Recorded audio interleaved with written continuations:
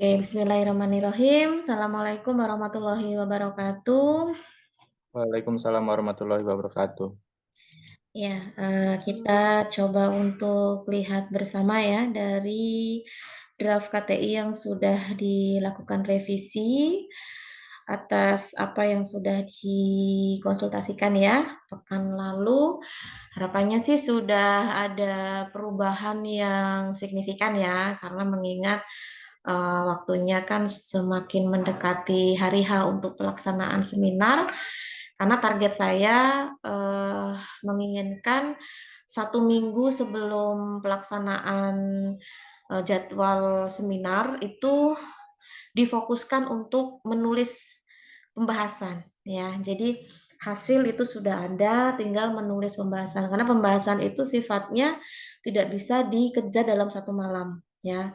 Prinsipnya pembahasan itu adalah bagaimana cara kita mengolah data yang kita peroleh, kemudian dari data itu kita bandingkan dengan yang semestinya, ya, yang menjadi parameter dari penilaian yang sedang kita teliti, apakah sesuai atau tidak sesuai, apakah dilaksanakan atau tidak dilaksanakan, gitu kan?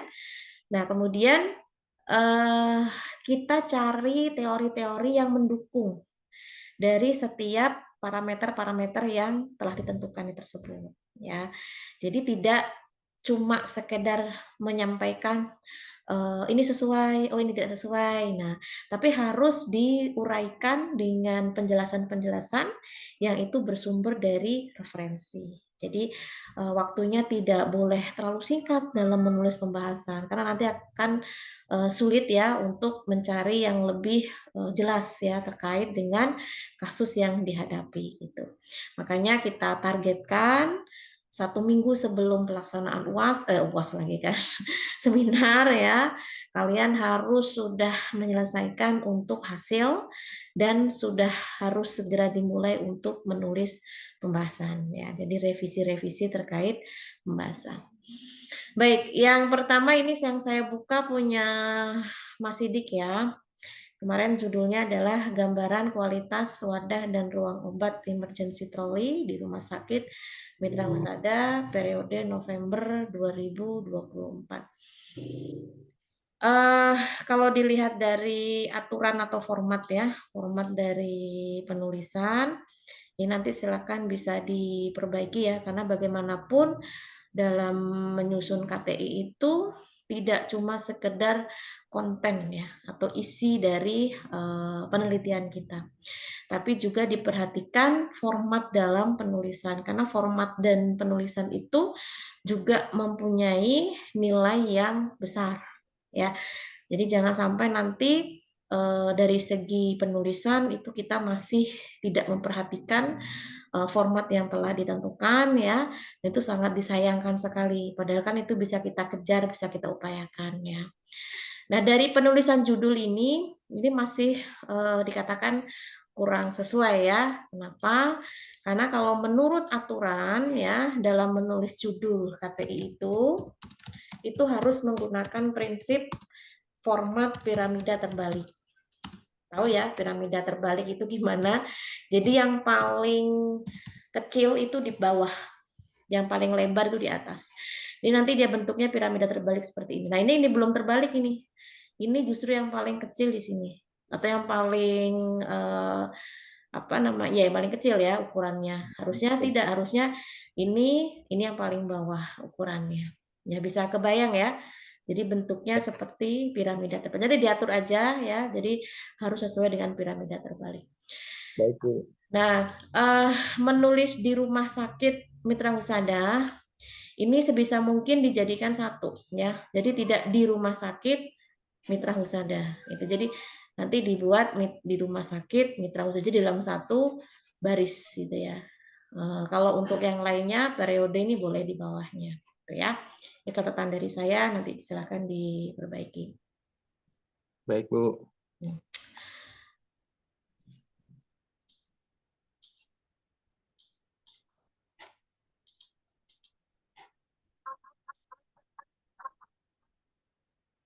Nah, ini yang seringkali dilewatkan ya oleh mahasiswa terkait penulisan KTI ya.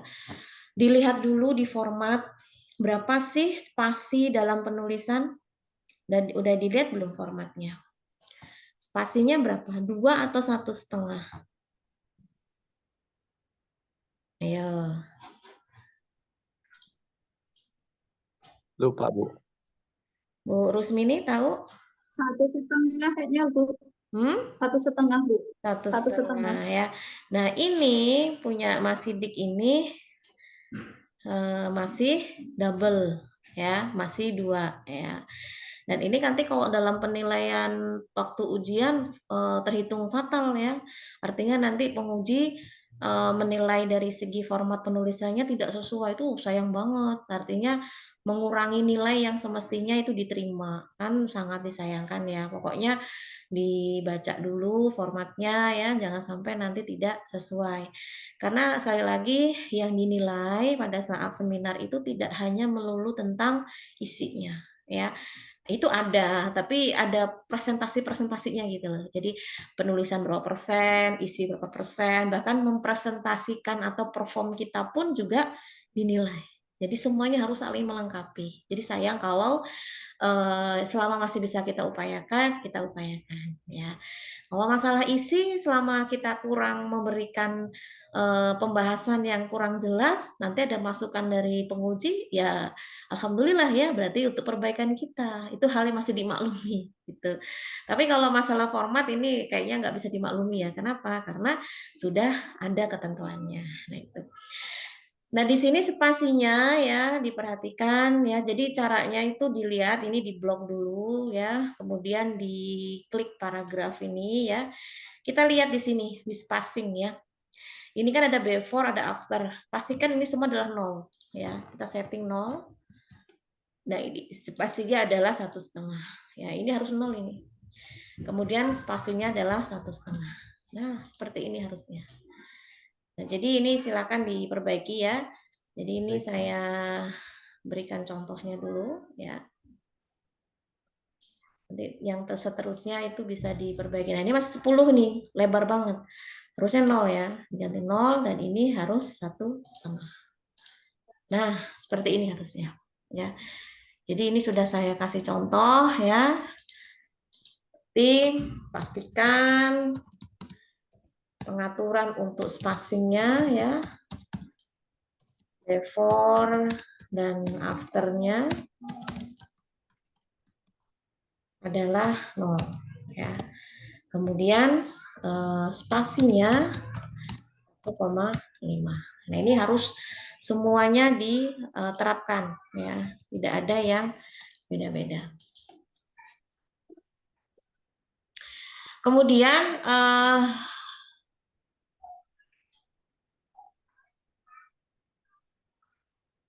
dalam menulis citasi ya, kan kalau setiap selesai ada kalimat itu kan lumrahnya dan aturannya kan ada titik gitu ya. Ini kalau tidak ada citasinya betul, titiknya di sini. Tapi kalau ada citasinya ya, titik itu diletakkan setelah citasi ya. Jadi bukan sebelum citasi.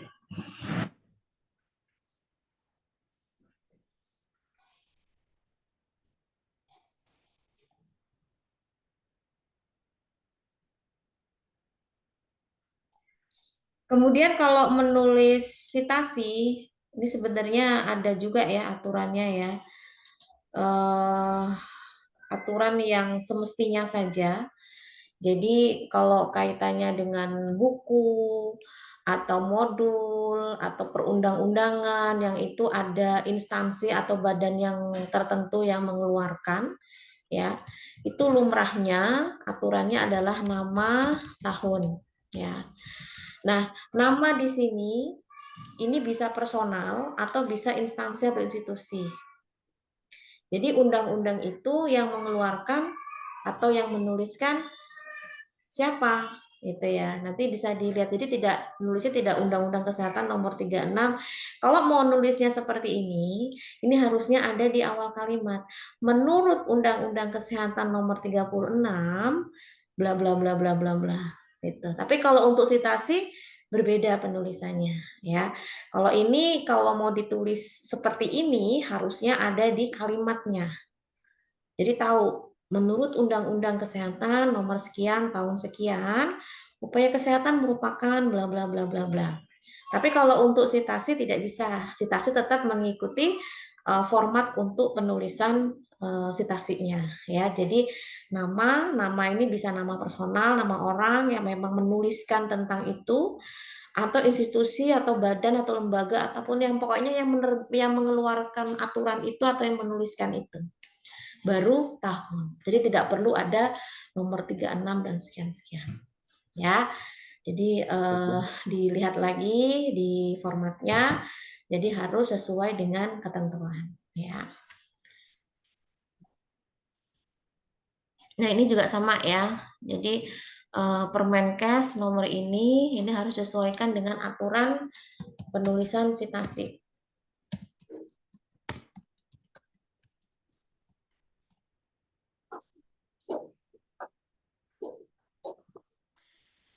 Oke, paragraf pertama membahas tentang upaya kesehatan, ya. Kemudian yang kedua itu tentang rumah sakit. Yang ketiga sistem penyimpanan.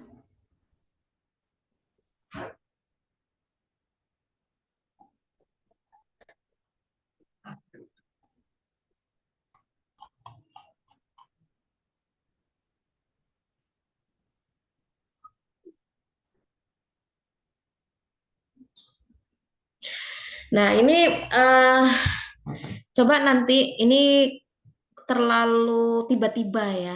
Jadi kalau dibaca ya, kan pertama ini menjelaskan tentang upaya kesehatan merupakan bla bla bla bla bla bla gitu ya, yang meliputi apa aja. Terus bab kedua, paragraf kedua tiba-tiba ngomongin rumah sakit. Jadi agak jomplang gitu ya. Di paragraf pertama kan nggak ada penyebutan istilah rumah sakit. Tapi kenapa kok tiba-tiba yang kedua itu ada rumah sakitnya? Walaupun kita tahu rumah sakit itu identik dengan upaya kesehatan. Jadi saran saya coba bisa dibuatkan kalimat ya, di mana upaya kesehatan itu salah satunya itu bisa diterapkannya adalah salah satunya ya, itu adalah rumah sakit gitu. Meskipun dalam hal ini mungkin banyak ya, seperti klinik, seperti puskesmas atau apapun itu, tapi yang kita mau highlight adalah rumah sakit ya. Kan upaya kesehatan ini kan meliputi apa aja sih ya? Mulai dari promotif, preventif, kuratif, kan pengobatan penyakit tertentu ya, atau rehabilitatif. Nah, ini kan salah satu yang bisa menyediakan fasilitas ini adalah rumah sakit. Disepil aja dulu di sini. Ya. Ini saran dari saya ya. Di paragraf pertama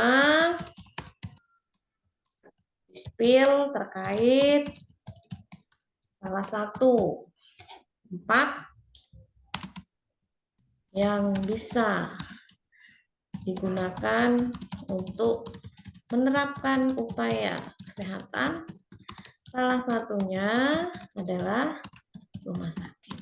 Ya.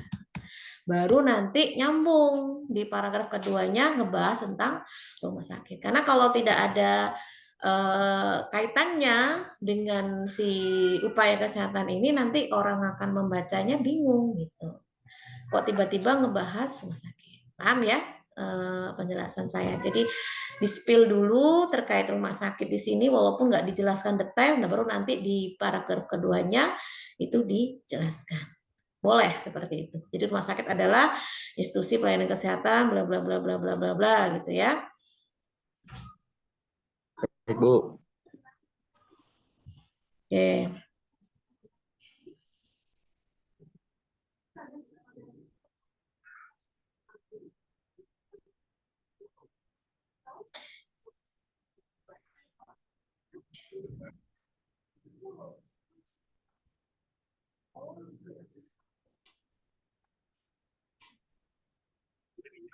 Nah, punya Mas Sidik ini kemarin untuk ruang yang ada troli emergensinya, ruang apa aja? Ada 15 ruang, ada di bab 2, Bu. Berarti tidak cuma satu kan? Ya. Ya, berarti itu bisa disebutkan di sini. Jadi sama kayak yang di awal tadi, tidak tiba-tiba membahas tentang penyimpanan wadah dan obat ini di paragraf 3-nya. Jadi rumah sakit ini sudah benar ya, ada ketersediaan obat dan alat kesehatan yang memadai dan terorganisir dengan baik yang merupakan faktor penting dalam pelayanan kesehatan. Jadi nanti di sini ya terkait kesediaan obat ini itu di sama ya, di mention juga atau di spill juga salah satunya tentang obat troli emergency yang memang itu semestinya ada di rumah sakit gitu. Baru nanti kita bisa menjelaskan terkait sistem penyimpanannya.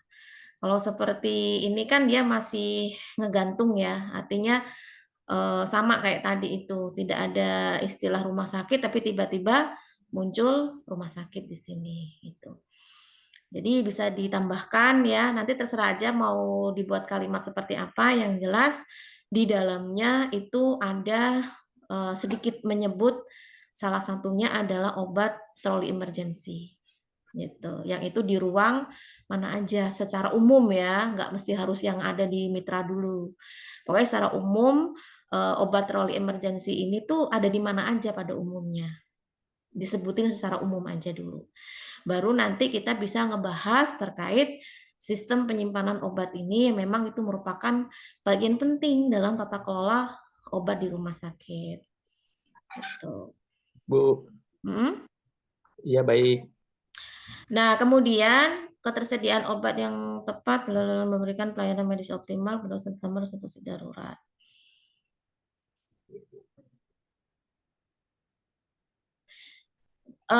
Penulisan troli emergency ini menurut Mas Sidik dimiringkan atau tidak? Yang ragu sih Bu, harusnya sih dimiringin Bu, karena itu bahasa Inggris ya Bu. Iya, berarti harus konsisten ya dalam penulisan. Jadi kalau memang dimiringkan, semuanya harus dimiringkan ya, karena kita menggunakan istilah asing gitu.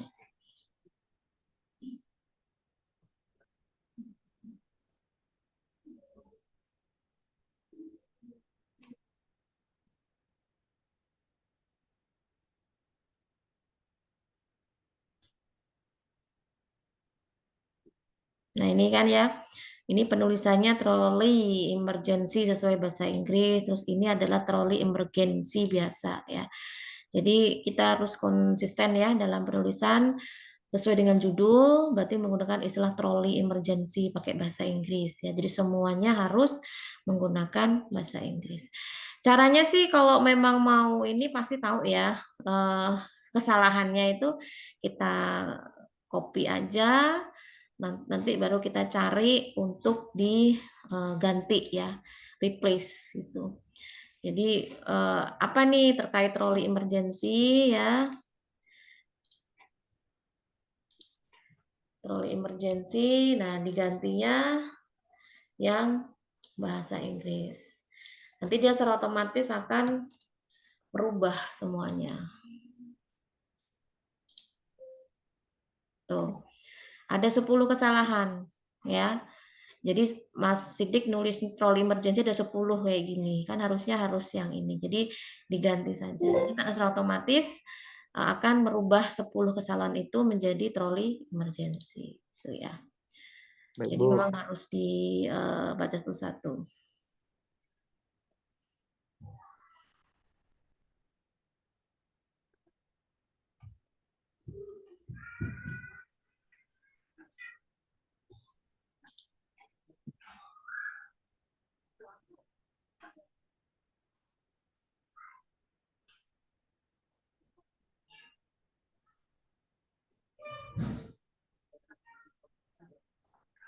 Nah, kalau kita mau menulis terkait tujuan dari penelitian, itu tidak bisa di paragraf yang masih membahas terkait kasus yang sedang terjadi. Ya, biasanya apa sih tujuan penelitian gitu? Itu adanya di terakhir. Jadi dihabiskan dulu ya terkait pembahasan rumah sakit itu tadi.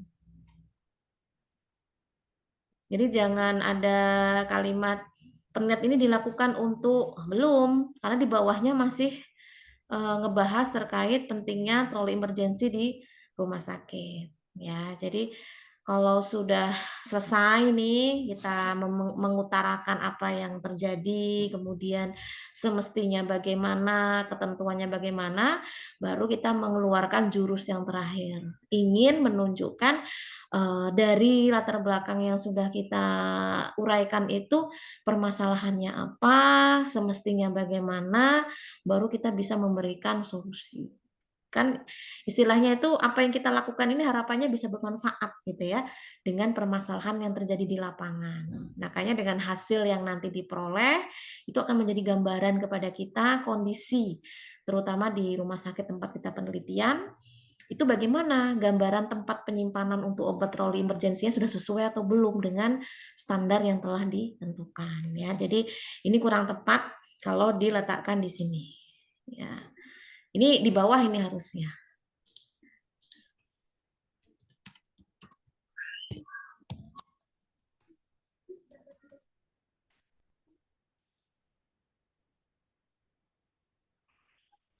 Ini kan paragraf terkait rumah sakit Mitra Husada bla bla bla bla bla itu masih ada kaitannya dengan paragraf ini ya.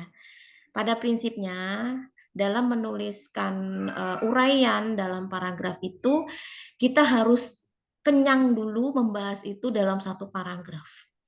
Jangan sampai nanti mengulang pembahasan yang setema di paragraf berikutnya. Jadi paragraf berikutnya tuh udah ngebahas hal lain gitu yang memang masih ada kaitannya. Nah, kalau ini tuh kan masih kaitannya dengan rumah sakit ya. Jadi nanti ini bisa dijadikan paragraf dalam satu paragraf dengan yang ini. Berapa ini? 1, 2, 3, 4 ya. Jadi masih masuk ke dalam paragraf 4. Baik, Bu.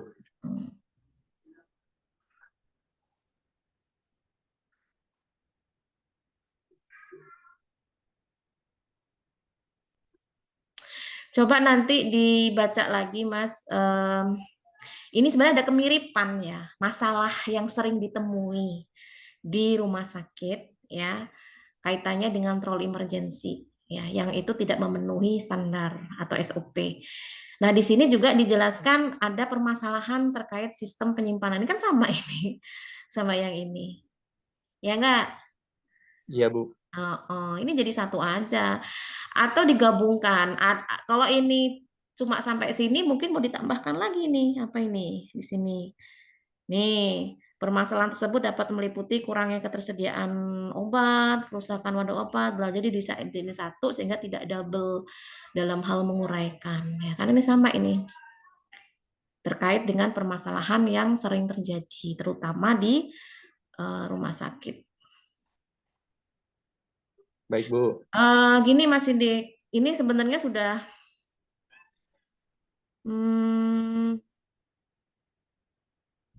kalau bisa permasalahan yang sering terjadi terkait trolley emergency ini jangan merujuk langsung ke mitra, tapi rumah sakit pada umumnya. Karena kalau nanti merujuk ke mitra, berarti Mas Sidik sudah punya data. Kalau di mitra itu sering terjadi kesalahan terkait penyimpanan wadah. Ya kalau nanti hasilnya memang terjadi kesalahan. Kalau hasilnya justru malah bagus semua, kan berarti tidak sesuai data itu. Kalau saran saya, yang diuraikan adalah rumah sakit pada umumnya.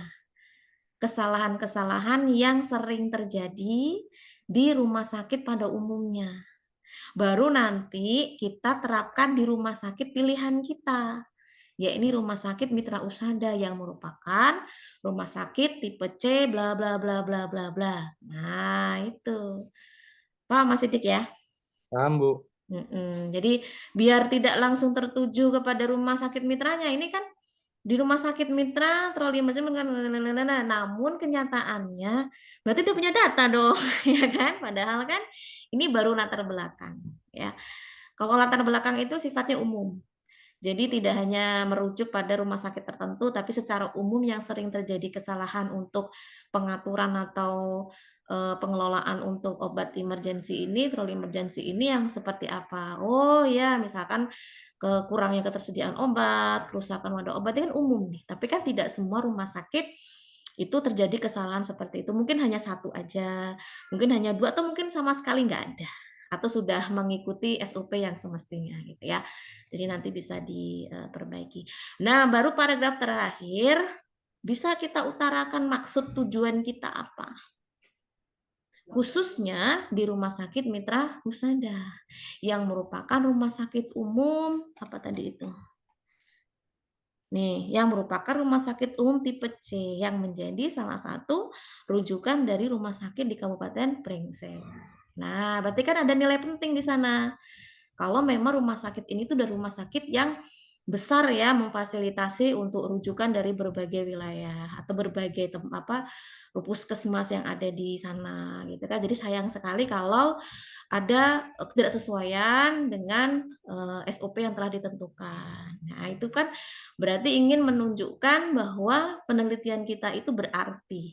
Jangan sampai nanti dinilai nggak penting gitu kan, ngapain nggak penting dilakukan gitu ya.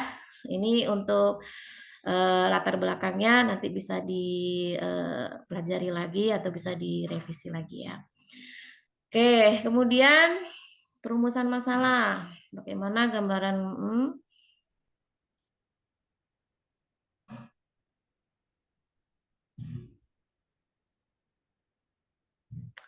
kualitas wadah dan ruang. Bentar, judulnya apa sih tadi? Kualitas wadah gitu ya.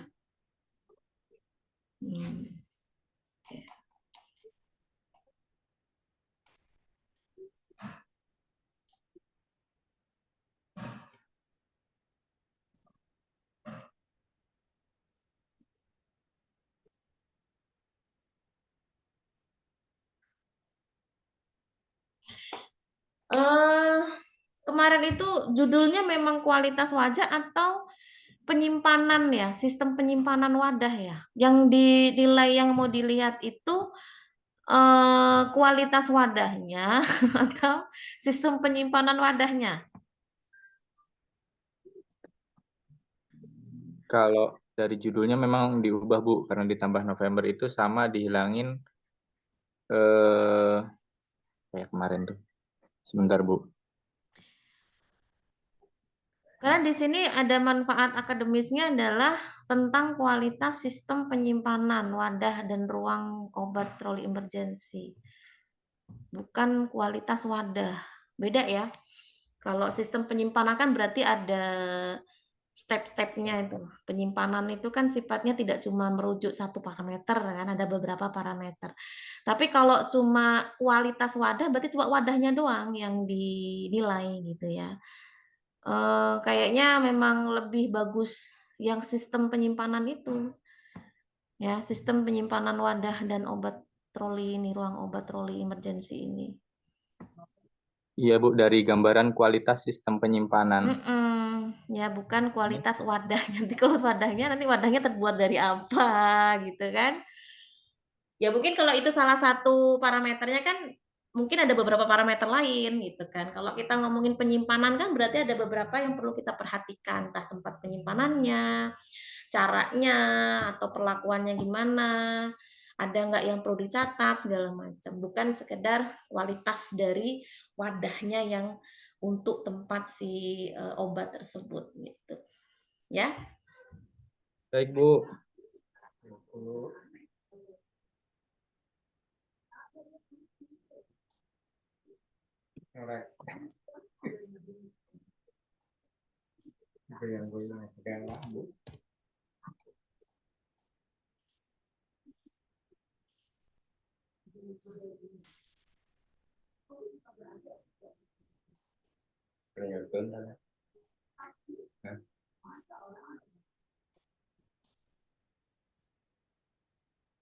Nah, Yang paling penting juga dalam tinjauan pustaka ya, itu harus mencakup apa yang akan kita lakukan dalam penelitian ya.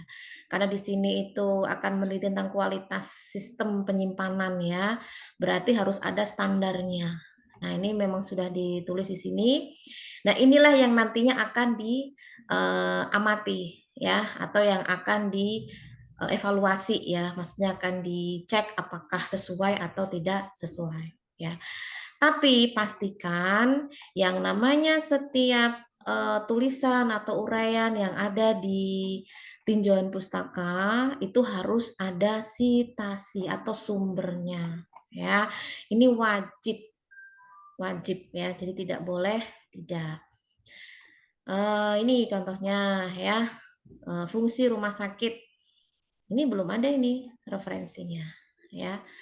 Jadi harus ada referensinya. Siapa sih yang menuliskan teori ini gitu kan? Harus ada referensinya. Dan referensinya itu kalau kaitannya dengan bukan sekedar kaitannya terkait ketentuan-ketentuan yang memang itu ada di perundang-undangan, kita bisa kok ngambil dari buku, bisa ngambil dari jurnal penelitian yang memang membahas terkait apa yang kita tuliskan ya. Jadi tidak melulu tentang Permenkes, tidak melulu tentang perundang-undangan, kecuali kalau memang itu kaitannya dengan aturan yang baku. Karena kalau aturan baku memang mau nggak mau kan kita harus mengacu pada standar yang telah ditetapkan ya, terutama kesehatan itu kan di perundang-undangan. Jadi ya mau nggak mau memang kita harus merujuk ke aslinya. Tapi kalau yang lain-lain misalkan seperti nah, mana ini? Seperti kaitannya dengan pengertian rumah sakit. Ini kan bisa dari referensi yang sifatnya umum ya. Jadi biar referensi kita lumayan banyak lah pada intinya ya. Jadi tidak melulu tentang perundang-undangan. Jadi bisa dari buku ya referensinya. Jadi kita tidak minim ya, tidak minim referensi.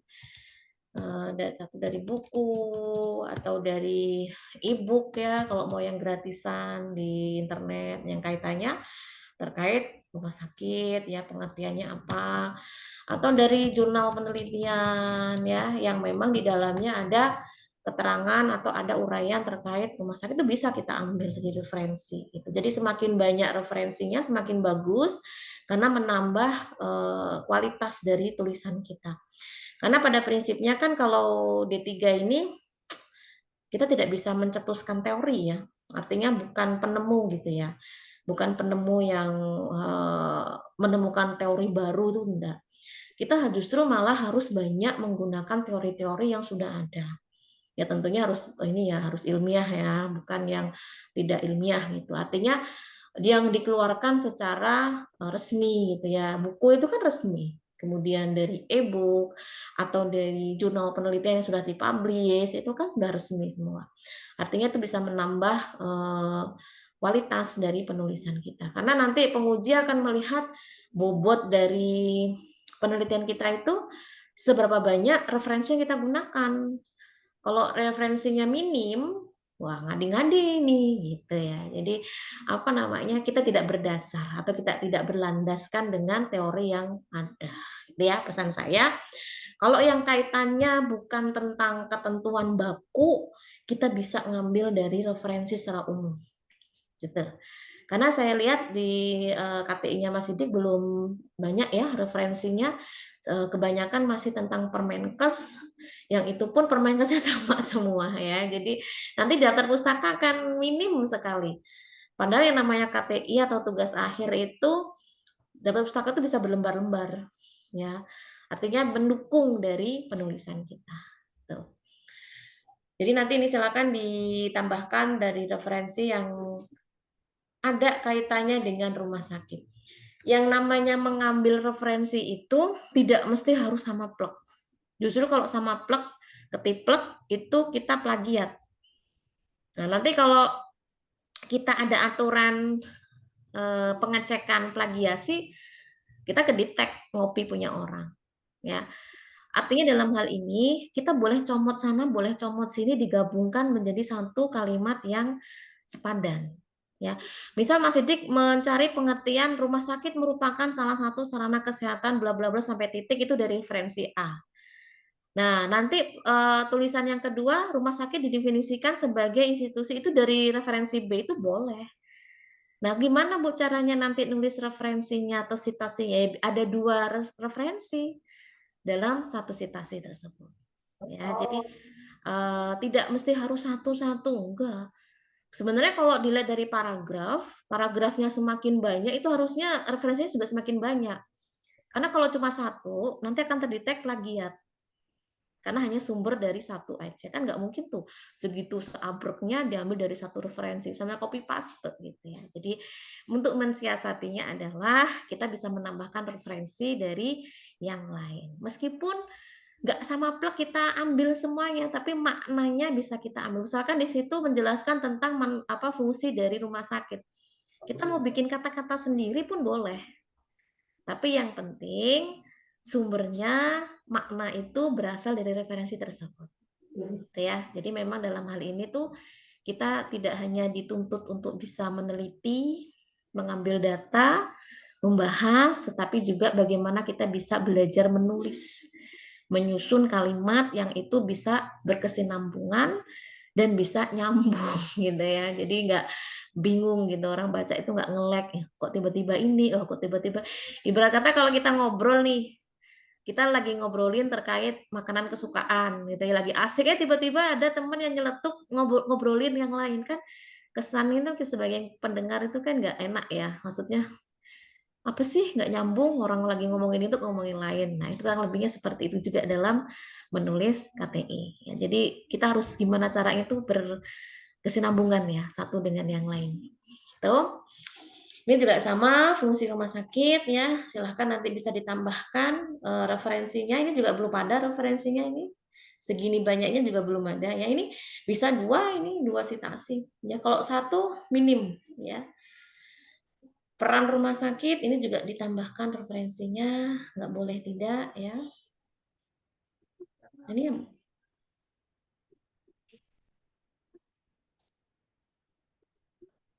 nah ini juga belum ada nih. Pokoknya setiap paragraf itu harus selalu ada.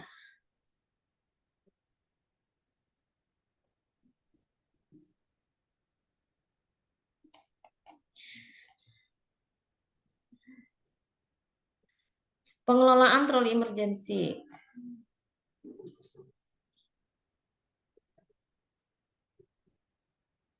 Nah, ini juga belum ada ya citasinya, dicantumkan di citasinya.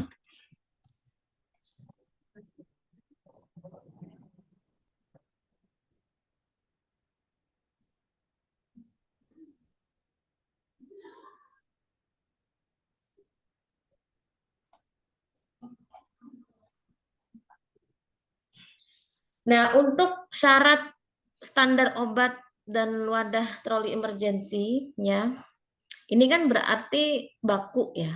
Artinya ketentuan yang sifatnya tetap dan harus itu sesuai. Nah, ini harus dicantumkan menurut siapa? Apakah menurut Permenkes atau menurut apa gitu ya. Jadi harus ada. Nah, ini belum ada ini. Ini dari mana ini? Dari internet. Nah, itu harus ini ya ketentuan secara baku gitu ya. Coba dicari dulu. Ada nggak di Perundang-Undangan Kesehatan atau Permenkes yang menjelaskan terkait syarat standar obat? Saya yakin sih ada ya. Jadi di situ tuh ada daftar obatnya apa, jumlah obatnya, jenisnya, itu ya harus yang bagaimana, kemudian ketentuannya bagaimana ya. Ini justru malah yang menjadi bagian utama ini. Tanpa ini penelitian tidak bisa jalan. Ya, kenapa? Karena inilah yang akan menjadi pembanding kita, yang akan menjadi acuan kita. Kan kita meneliti itu kan pada intinya kita punya standar. Standar yang semestinya bagaimana, hasil kita bagaimana. Apakah dinyatakan sesuai atau tidak. Ya, jadi ini adalah standar yang harus ada acuannya atau referensinya. Nanti silakan dicari dulu yang sifatnya baku ya, entah itu perundang-undangan, entah itu apa gitu ya. Memang ini bisa diikuti oleh seluruh rumah sakit yang menerapkan untuk penyimpanan troli obat troli emergency ini ya. Jadi nggak beda-beda, setiap rumah sakit tuh sama gitu. Oke, kemudian tahu ya maksud dari penomoran ini kan bisa dikatakan ini induknya ya. 2.4 itu induknya, syarat standar obat dan wadah troli emergency. Kemudian ada 24.1, pasti ada 24.2 ya. Jadi pertama adalah jenis dan jumlah obat, yang kedua adalah kondisi obat, terus ada 2443 enggak? Wadah troli emergensinya, ada lagi?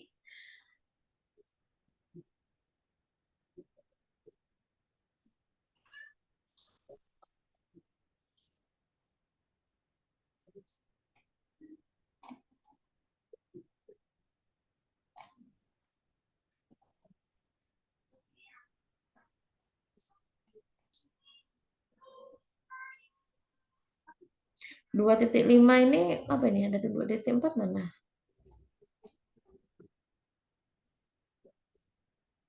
Oh ini. Udah beda ini ya. Nah, di sini 24.1 jenis dan jumlah obat.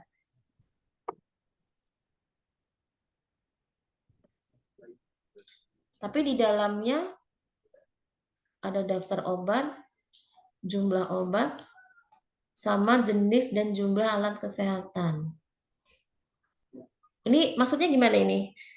Ini maksudnya jenis dan jumlah obat ini kan kalau dilihat dari judul itu kan berarti jenis obat dan jumlah obat kan?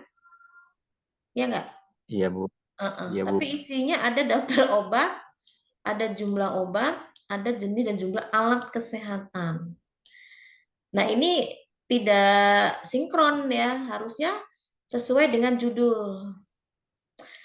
Coba dicek lagi ya.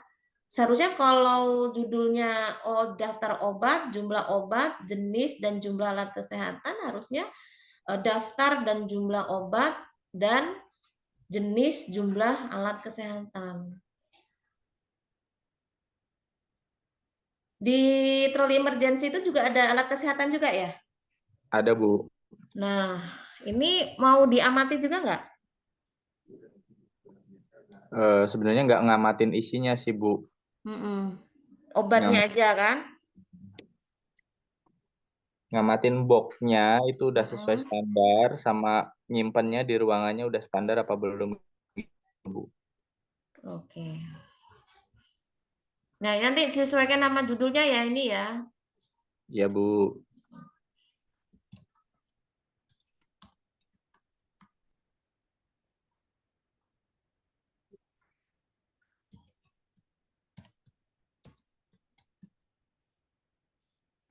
Jadi kalau memang mau menyebutkan jumlah alat kesehatan harus muncul di sini, karena di sini hanya jenis dan jumlah obat. Jadi orang ketika baca judul ini sudah menebak di dalamnya pasti ya tentang obat, tapi ternyata kok ada alat kesehatannya gitu. Jadi kurang sinkron gitu kan. Kondisi obat, tanggal kadaluarsa, keamanan dan kualitas, kemasan.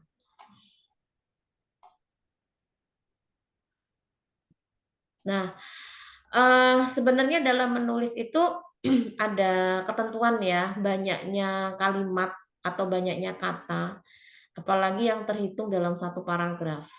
Yang namanya paragraf itu tidak cuma hanya satu baris, tapi terdiri dari beberapa baris, baru disebut dengan paragraf. Kalau kalimat memang satu baris sampai titik, itu satu kalimat. Tapi kalau kita menyebut paragraf itu tidak seperti satu kalimat, justru malah terdiri dari beberapa kalimat ya. Jadi kalau dilihat di sini keamanan dan kualitas ini minim sekali. Obat-obatan harus disimpan dalam kondisi yang aman dan terjaga kualitasnya. Ya, jadi ini dalam satu kalimat, bukan satu paragraf. Jadi masih kurang kalau disebut sebagai paragraf. Tapi di sumbernya adanya ini tulisannya ya, berarti konsekuensinya harus menambah referensi. Sehingga bisa beberapa kalimat yang menjelaskan terkait keamanan dan kualitas. Jadi dikupas satu-satu, jadi nggak digabung. Maksudnya keamanan itu yang seperti apa? Dinyatakan aman itu yang bagaimana? Jadi kita itu nggak ambigu ya, kan ini keterangannya teori ini sifatnya harus mendukung jelas dari apa yang akan kita lakukan. Jadi sebagai petunjuk lah bahasanya ya, atau guide gitu ya. Jadi kalau tanpa adanya bab 2, kita itu ibarat kata jalan nggak ada peta gitu ya. Jadi bingung ini mau ngapain, terus arahnya kemana gitu. Jadi pastikan dulu kita juga ngerti dengan maksudnya. Dikatakan aman itu yang misalkan obat-obatan harus disimpan dalam kondisi aman. Aman itu yang seperti apa? Apakah harus dibungkus dengan wadah khusus? Apakah harus dimasukkan ke dalam box atau apa? Itu harus ada penjelasan terkait itu. Walaupun tidak spesifik, tapi bisa secara umum. Nah, begitu dengan kualitas. Dan terjaga kualitasnya. Nah, parameter terjaga kualitasnya itu yang seperti apa? Obat dinyatakan kualitasnya bagus itu yang seperti apa? Atau kondisi obat yang dinyatakan bagus itu yang mungkin kemasannya tidak terbuka sebelum dipakai atau apalah. Pokoknya kan itu ada ketentuannya pasti. Makanya jangan sampai menuliskan satu kalimat saja. Jadi nanti pun ketika akan mengamati di lapangan, kita bisa menimbang ini sesuai atau tidak sesuai. Jadi tidak cuma sekedar oh ini aman, tapi kita nggak tahu aman itu versinya bagaimana. Kualitas bagus itu yang bagaimana. Ya, jadi harus ada yang mendukung. Karena seringkali saya mengingatkan dasar teori ini sesuatu yang membantu kita pada saat ujian. Biasanya ya, namanya juga kita dalam kondisi sedang dalam under pressure ya.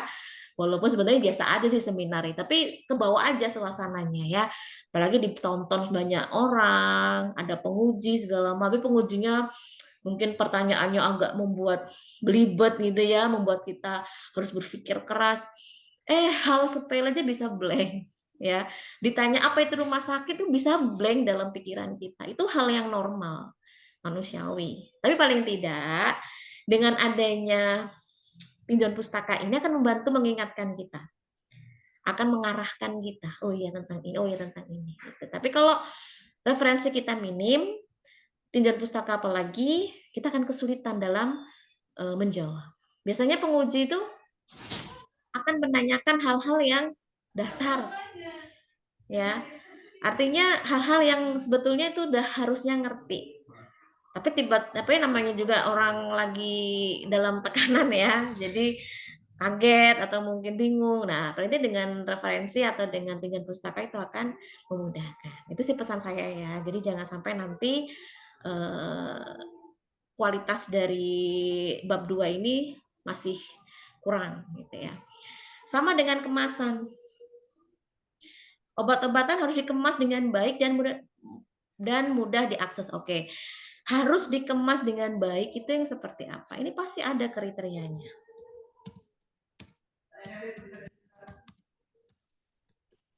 Jadi nanti tahu peneliti itu ini antara yang kemasannya baik sama enggak itu akan tahu. Gitu. Jadi ada pembandingnya. Oke ya, bisa ditambahkan nanti. Bu. Nah, kemudian wadah terlalu emergency, ada keamanan, kemudahan akses, mobilitas, identifikasi.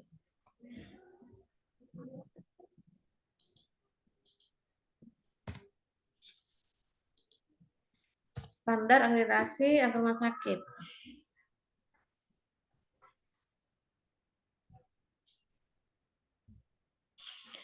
Kalau memang mau menambahkan informasi terkait ini boleh-boleh saja, tapi jangan membuat orang bingung ya dengan keminiman informasi. Pengelolaan sediaan emergensi termasuk dalam standar akreditasi rumah sakit, yaitu standar manajemen penggunaan obat dan standar pelayanan farmasi apa gitu. Standar manajemen penggunaan obat yang bagaimana, standar pelayanan kefarmasian yang seperti apa. Jadi ini bisa ditambahkan kalau memang ingin menambahkan terkait standar akreditasi rumah sakit. Jadi kita jangan sampai mencoba memberitahu tapi pelit informasi itu. Jadi nanti ini sebenarnya niat nggak sih ngasih taunya gitu kan, anggapannya kan seperti itu. Jadi silakan ditambahkan paling tidak 2 poin itu kalau memang mau ngasih ini ya. Ya nggak apa-apa, ini sebagai penunjang gitu ya terkait MPO ini apa ya, dan standar pelayanan kefarmasian. Kalau memang ini penting dalam emergency itu yang memang masuk dalam standar akreditasi rumah sakit ya.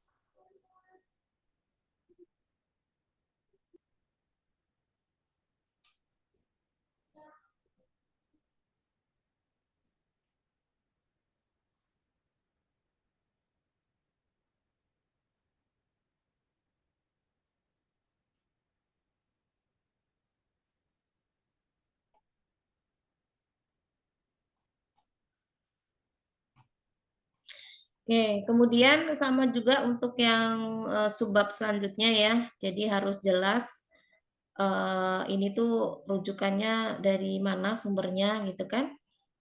Jadi harus tertulis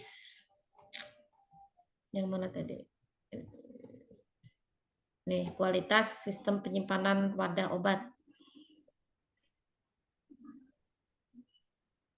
Ini wadah obat roll emergency kan maksudnya? Iya, Bu. Ya, jangan wadah obat aja ya, nanti dianggapnya wadah obat secara umum. Kemudian ini nanti bisa ditambahkan aja sebagai kalimat pengantar ya, jadi tidak tiba-tiba penanggung jawab ruangan, tugas penanggung ini ruangan apa gitu ya. Karena kalau orang ngebaca di awal itu kan ruangan di rumah sakit itu kan banyak bener. Jadi penanggung jawab ruangan apa itu harus jelas ya. Apakah khusus terkait ruangan emergency trolley atau bagaimana gitu. Kemudian dijelaskan dulu ya. Jadi penanggung jawab itu tuh siapa yang bisa dikatakan penanggung jawab di rumah sakit tersebut? Apakah itu apoteker, apakah itu TTK, itu harus jelas statusnya. Baru nanti menguraikan terkait tugas penanggung jawab itu apa. Ya, jadi bisa ditambah. Jadi tidak tiba-tiba penanggung jawab ruangan, tugas penanggung jawab ruangan yaitu ini. Baik, Bu. Ya. Terus ada penanggung jawab farmasi. Kan ini ada terpisah ini kan, ada ruangan sendiri, ada farmasinya. Jadi jelas siapa nih yang akan bertindak di dalamnya. Penanggung jawab ruangan itu siapa yang bisa yang memenuhi syarat. Yang penanggung jawab farmasi itu harus siapa. Nah, nanti kan ada kriteria-kriteria yang bisa ditambahkan gitu. Nah, kemudian terkait ruang penyimpanan emergency trolley ini secara umum atau ada di mitra? Ada di mitra, Bu. Secara umumnya ada nggak yang masuk ke teori ya, teori yang menyebutkan emergency trolley ini adanya di ruang apa-apa gitu? Pada umumnya. Nanti dicari, Bu. Karena gini, bab 2 ini belum bisa langsung mengkerucut terhadap kondisi rumah sakit. Karena kita belum melewati bab 3. Ya, jadi bab 2 ini adalah uraian secara umum aja dulu semuanya. Jadi berlaku untuk semua di rumah sakit semestinya. Jadi yang disampaikan di sini adalah jenis-jenis ruang yang memang harus ada, ya, yang harus ada untuk emergency trolley-nya di setiap rumah sakit. Jadi tidak mesti hanya ada di mitra saja. Baru nanti kita sesuaikan yang ada di mitra. Ada berapa ruangannya. Karena nggak semua rumah sakit tentu sejumlah ini. Makanya kita harus melewati bab 3 dulu, baru bisa menyebutkan spesifik di mana tempat kita penelitian. Jadi kalau untuk yang bab 2 ini masih secara umum. Ya, secara umum di rumah sakit karena kita objeknya adalah rumah sakit, jadi secara umum yang ada di rumah sakit yang biasanya. Nah, kemudian tidak bisa kita menganggap semua orang yang membaca tulisan kita ngerti dengan istilah-istilah itu. Ya, tidak bisa cuma disebutkan HCU, IGD, VK, poliklinik, nggak bisa. Jadi kita harus memberikan penjelasan definisinya aja paling tidak. HCU itu apa kepanjangannya? Itu merupakan ruang apa, diperuntukkan untuk apa ya. Jadi paling tidak ini harus ada deskripsinya.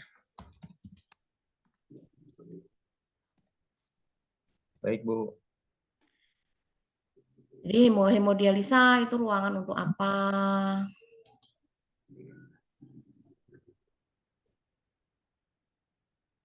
Nah, kalau ini kan sudah mengkerucut dengan nama-nama ruang ya, Melati, Mawar, Aster.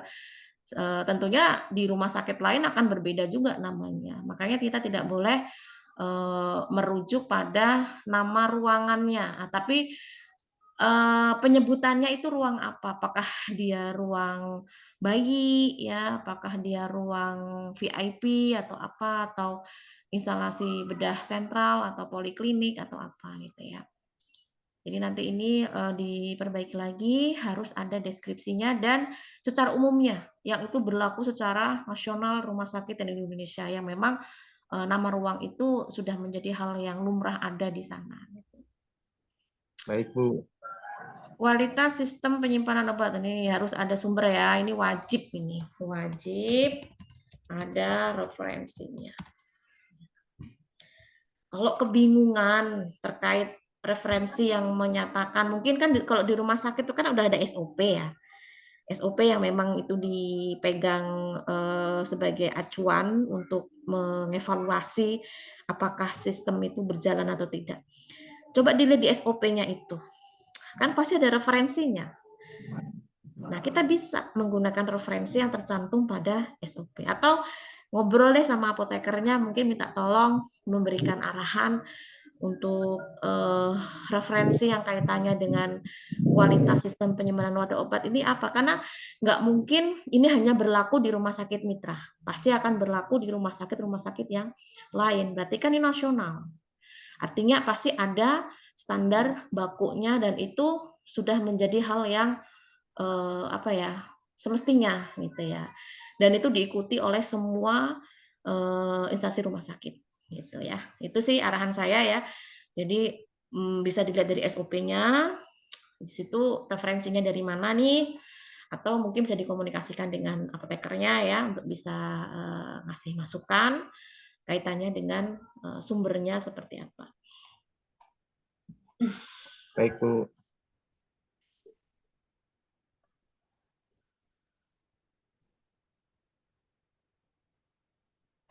Nah, ini juga menulis referensinya nggak pas ya. Ini kan harusnya nulisnya adalah Depkes RI tahun 2015. Seperti ini harusnya. Tapi ini pastikan harus ada di daftar pustaka. Ini udah ada daftar pustakanya belum? Sudah, Bu. Kemudian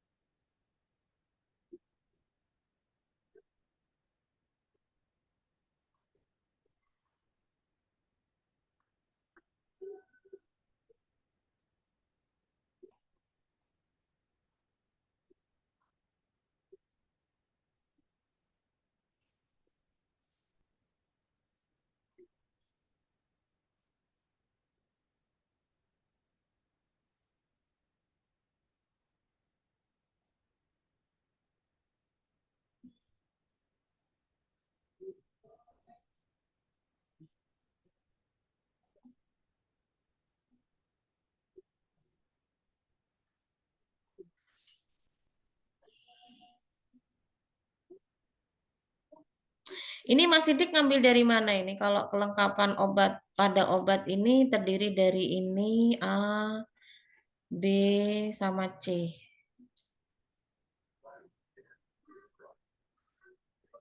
Itu nemu di web sih, Bu. Gini. Kalau dilihat dari judulnya, kelengkapan wadah obat, berarti kan harusnya menguraikan terkait syarat-syarat dari obat troli emergency ini, kelengkapan yang harus ada itu meliputi apa aja. Ya kan? Iya, Bu. Iya, jadi lebih ke ini ya, lebih ke standar, standar untuk kelengkapan. Dikatakan lengkap itu yang seperti apa sih gitu loh. Wadah obat itu apakah harus ada ini, harus ada itu, harus ada obat ini, harus ada alat kesehatan itu. Nah, itu harus diuraikan. Jadi tidak menurut apa ya, kalau saya baca ini ya, ini setiap institusi atau instansi itu bisa menunjukkan seberapa pentingnya kelengkapan ini kudu dilakukan penyiapannya. Jadi harus lengkap gitu kan. Ini sebenarnya sudah ada kan, standar tersebut mencakup jenis jumlah obat, peralatan medis. Ini kan masuk ke dalam kelengkapan pada obat. Jadi saran saya kita fokus aja dengan subjudulnya. Kalau subjudulnya kelengkapan wadah obat, ya diuraikan aja. Kelengkapan obat itu meliputi apa aja. Dan itu sifatnya wajib, harus ada. Jadi kalau tidak ada, maka dianggap tidak sesuai. Nah, itu. Jadi diuraikan aja di situ. Yang seperti apa. Ibu. Ya. Kemudian keamanan.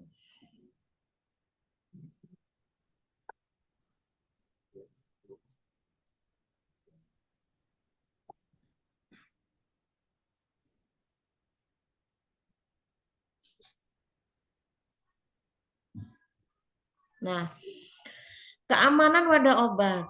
Oke, kalau untuk poin A, poin B, ini masih nyambung. Tapi sebenarnya pada intinya sama sih, kaitannya dengan ruang penyimpanan, kemudian kebersihan ya. Kemudian setiap rumah sakit memiliki SOP, ini nggak nyambung dengan keamanan wadah obat. Sama dengan yang sebelumnya. Kalau kita berbicara masalah keamanan wadah obat, aman yang seperti apa yang harus diterapkan? Kan poin-poin inilah yang nantinya akan menjadi parameter kita untuk menentukan di rumah sakit mitra itu keamanan wadah obatnya sudah sesuai atau belum. Gitu. Jadi harus diuraikan kriterianya. Istilah keamanan wadah obat itu seperti apa standarnya? Harus dicari nih. Ya. Baik, Bu.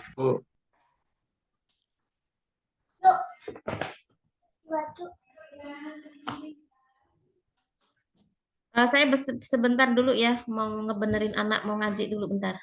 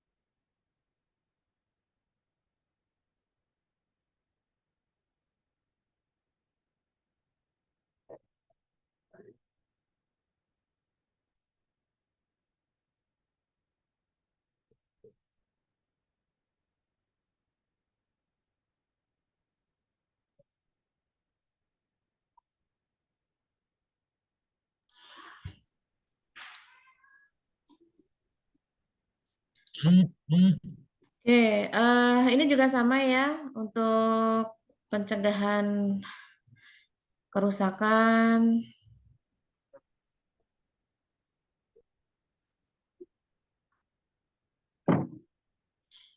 Untuk referensinya juga ya, jadi perlu dicantumkan. Baik, Bu.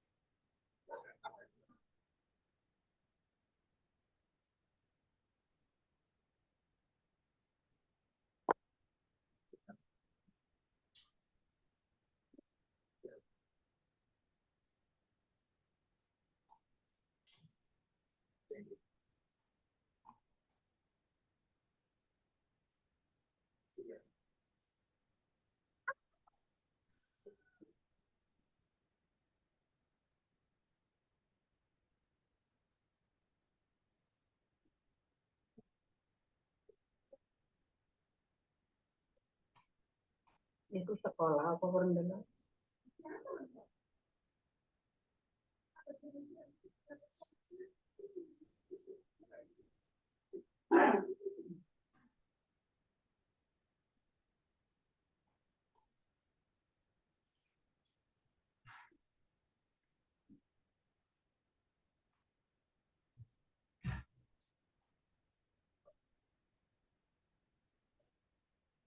Oke. Di bab 3 ini tadi sudah dituliskan terkait rencana ya. Kan bab 3 itu sebagai metode penelitian, jadi harus tersusun dengan jelas karena disinilah kita akan berpijak untuk melakukan penelitian.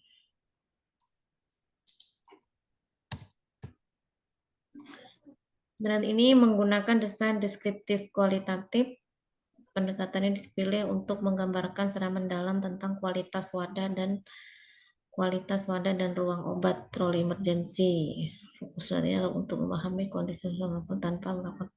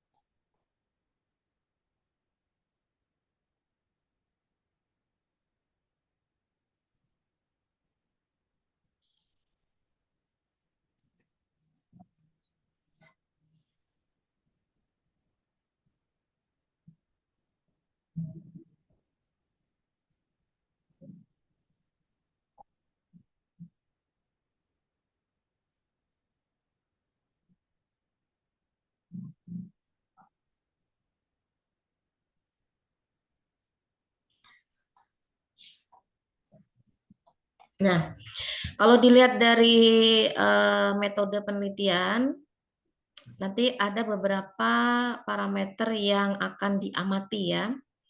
Yang pertama itu berkenaan dengan kualitas wadah obatnya, yang itu meliputi kelengkapan wadah obatnya, keamanan wadah obat, kejelasan label, sama kemudahan akses.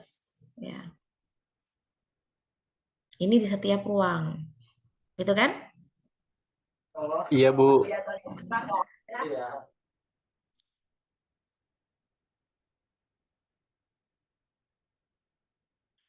Berarti kan dalam satu ruang itu tersedia berapa obat di dalam wadah tersebut. Kemudian ditentukan apakah setiap obat itu memenuhi syarat dalam penyimpanannya di wadah troli tersebut. Ya. Nah, ini harus disesuaikan dengan masing-masing ruang, kan tentunya masing-masing ruang punya jumlah dan jenis obat yang berbeda, gitu kan. Jadi ini memang harus dianalisisnya adalah per ruang, gitu. Nanti kita lihat apakah per ruang itu sudah memenuhi syarat atau belum, meskipun kita tahu kalau standarnya harus sama, ya. Kemudian selain kualitas wadah obat, kualitas ruangnya juga diamati. Ya, ini meliputi keamanan dan kebersihan ruang.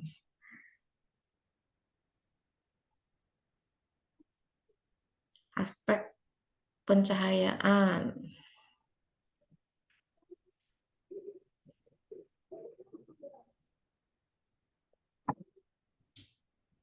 Ventilasi yang baik, kelembapan optimal. Berarti untuk yang diamati itu dari 2 poin ini ya. Iya, Bu. Kualitas wadah obat dan kualitas ruang. Ya kan? Iya, Bu.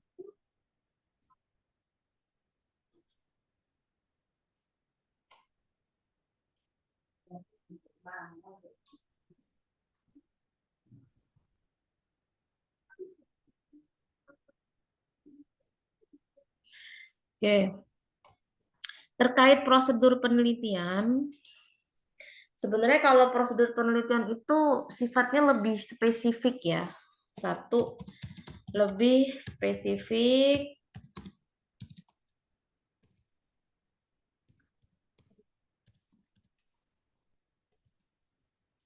terhadap apa yang dilakukan.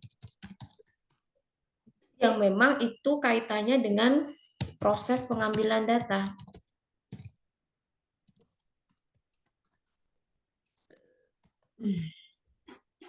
Sampai diperoleh hasil dan kesimpulan.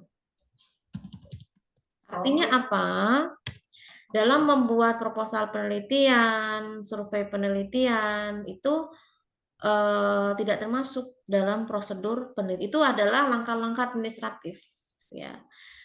Jadi kalau ingin ditulis terkait prosedur penelitian, langsung saja data itu akan diambil di mana. Ya, berarti lokasi penelitian kita itu akan dilakukan di mana. Kemudian apa?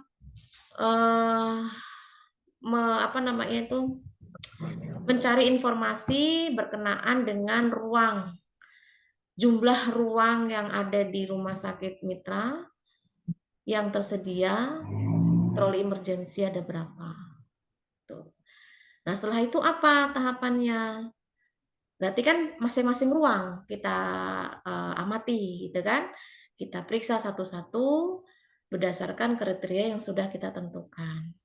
Satu, dari segi kualitas penyimpanannya, yang itu meliputi apa saja tadi, kemudian kaitannya dengan ruang dari penyimpanan tersebut. Habis itu ngapain setelah diperoleh itu semua? Ya dibandingkan dengan apa? Tadi dibandingkannya dengan apa? SOP ya? Iya, Bu. Ya, SOP apa?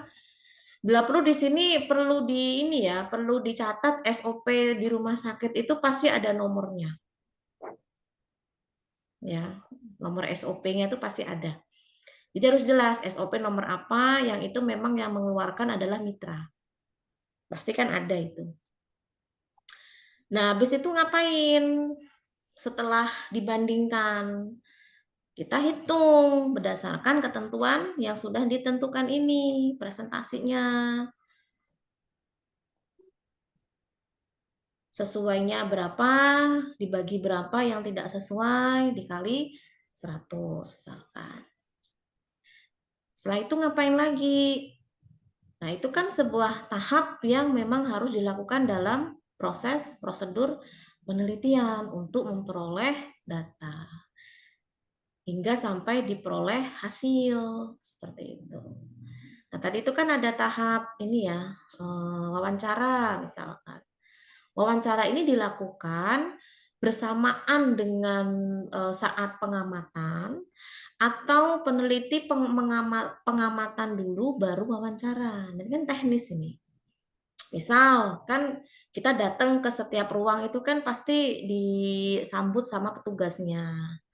Apakah ada petugasnya di situ sambil kita lihat, sambil kita catat, Atau kita catat dulu baru kita komunikasi dengan petugasnya gitu. Jadi semua itu harus teruraikan di situ. Dan jangan sampai nanti ketika ada orang yang akan melakukan penelitian yang serupa, meskipun di rumah sakit lain, itu ketika mengikuti prosedur kita keliru. Gitu. Ya namanya prosedur itu artinya berlaku untuk semua jenis penelitian yang sama. Yang sama-sama ingin mengetahui kualitas dari penyimpanan obat Rowley emergency. Dan itu berlaku untuk semua ruang. Jadi nggak ada beda satu ruang dengan ruang yang lain. Mau di ruang A, caranya sama. Mau di ruang B, caranya sama. Jadi gitu ya. Ini diperbaiki untuk prosedur penelitian.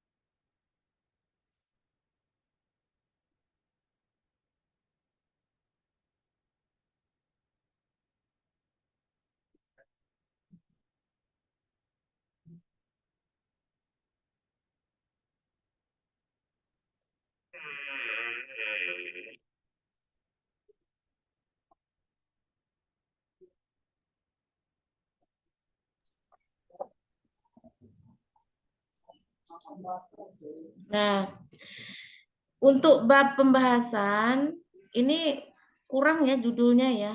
Harusnya adalah hasil dan pembahasan. Jadi ada dua ini bab 4 ini. Hasil dan pembahasan. Nah, menulisnya adalah pertama hasil dulu. Baru yang kedua pembahasan. Sebetulnya boleh-boleh aja hasil pembahasan itu digabung, tapi saya akan menyampaikan secara urutan dulu ya. Jadi urutannya itu adalah sampaikan dulu hasilnya seperti apa. Ini base data ya, ini berupa data.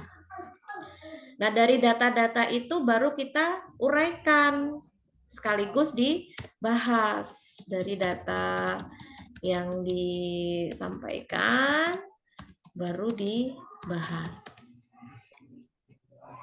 Jadi tidak bisa langsung berdasarkan penelitian telah dilakukan, itu nggak bisa. Jadi harus ada hasilnya seperti apa.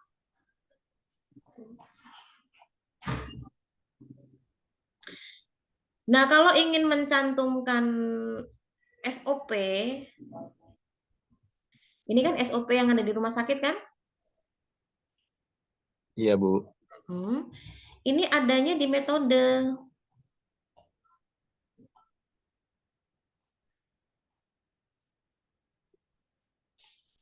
Di sini harusnya.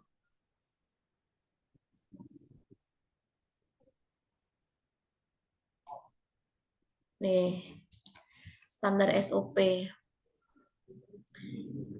Yang memang SOP ini dari rumah sakit mitra. Yang tadi saya sampaikan harus jelas ya, ada nomornya, SOP nomor sekian, sekian, sekian, sekian gitu. Jadi harus ada nomornya yang jelas ya, resmi ini soalnya.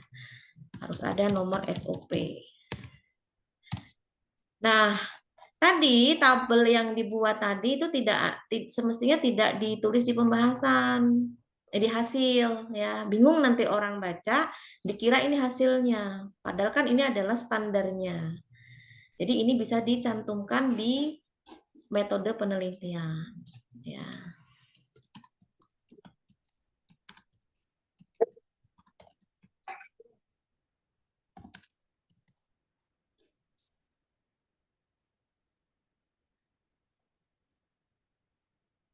Untuk melihat pelaksanaan SOP Rowley emergency. kita langsung mengkerucut pada judul penelitian. Nanti kalau menurut SOP trolley emergency semuanya diamati, tapi kita ruang lingkupnya adalah sesuai dengan judul, yaitu adalah sistem penyimpanan apa tadi? Kualitas wadah ya? Iya, Bu. Wadah dan apa tadi? Ruang ya?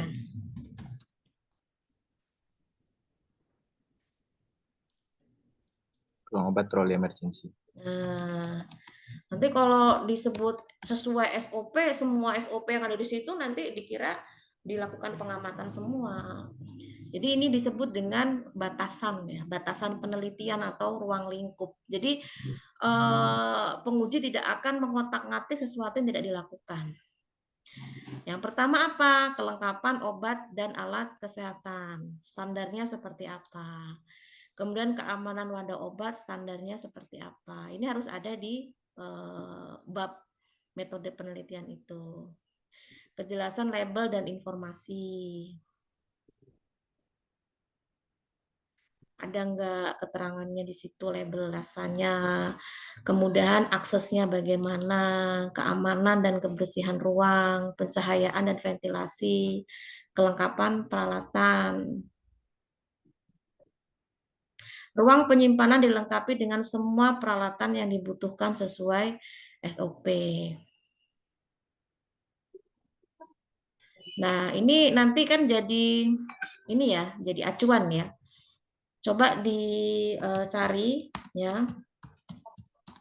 Peralatannya itu apa aja? Kalau peralatan tiap ruang custom, Bu. Custom sesuai dengan kebutuhan yang ada di ruangan. Nah, berarti disesuaikan dengan ruangan. Misalkan ruangan apa? Ruangan poliklinik misalkan. Itu semestinya di situ ada perlengkapannya apa aja gitu. Jadi nanti ketika ngecek selaku peneliti itu akan tahu mana yang ada, mana yang enggak. Tapi kalau secara umum semua peralatan nanti bingung ya. Nanti penguji juga ini semua peralatannya seperti apa yang memang harus ada di dalam ruang tersebut yang memang itu ada di trolley emergency ya. Kemudian sistem pengamanan.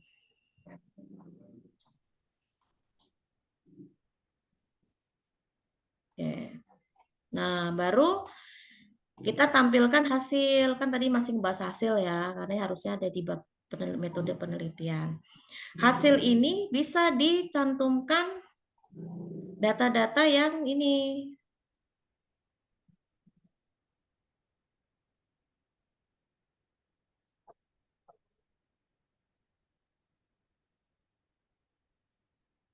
Kesesuaian kualitas wadah. Tadi kesesuaian itu meliputi apa aja?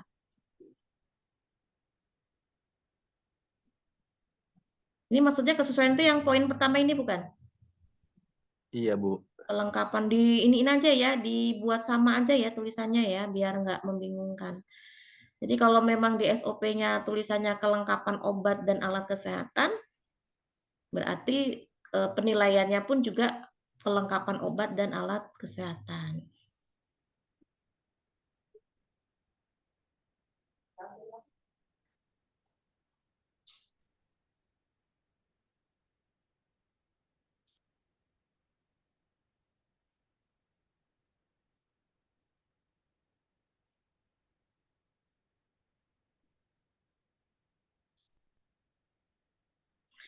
Nah, kalau untuk hasil ya, sebetulnya sih kalau untuk membandingkan itu kan perlu adanya uraian ya. Dikatakan dia apa namanya lengkap dan jelas, kemudian terorganisir, itu yang seperti apa gitu loh. Jadi kita itu pede menyebutnya sesuai gitu ya. Karena kan posisinya kan yang meneliti itu harus bisa mendeskripsikan atau bisa memotret keadaan yang sebenarnya di sana. Kalau kita kan di sini hanya sebagai penyimak ya, penyimak informasi gitu. Jadi tapi jangan sampai nanti membuat kita itu berpikir emang yang gimana sih terorganisir itu yang gimana gitu loh. Istilah terorganisir itu kan umum ya, apakah dia tersusun, terus yang bagaimana, dikatakan lengkap dan jelas itu harus mencakup apa gitu. Makanya ini kalau memang tidak perlu ditulis di hasil, kalau memang terlalu kebanyakan, kita perlu menjelaskan secara detailnya itu di sini. Di tabel di metode penelitian ini. Kan kelengkapan obat dan alat kesehatan, poinnya ada berapa ini? Ada jenis wadahnya, kondisi wadah, labeling, organisasi obat, sama kebersihan.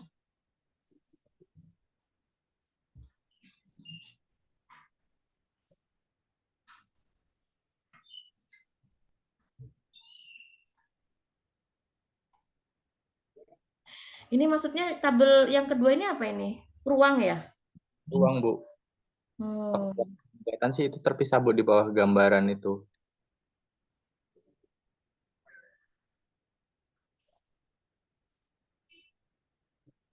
Jadi intinya gini Mas Sidik, apa yang kita tentukan dalam metode itu harus itu yang kita lakukan. Jangan sampai nanti membingungkan. Di sini kelengkapan obat dan alat kesehatan,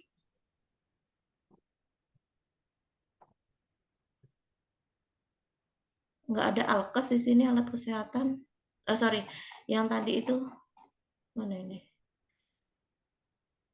Nah, nggak ada alkesnya. Maksudnya di mana alkesnya? Masuknya di organisasi, Bu. Jadi kan itu di sini kan? Kalau memang masuknya di sini berarti harus diperjelas. Mau harusnya menyesuaikan ini loh Mas, apa namanya? Uraian ini, tabel ini.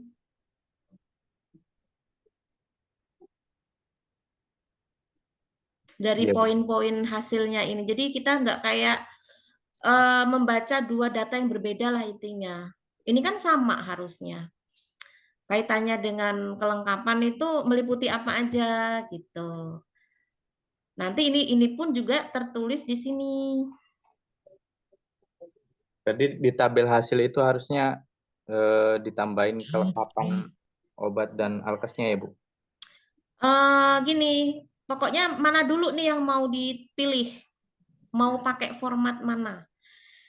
Kan kita sudah punya SOP nih, ya.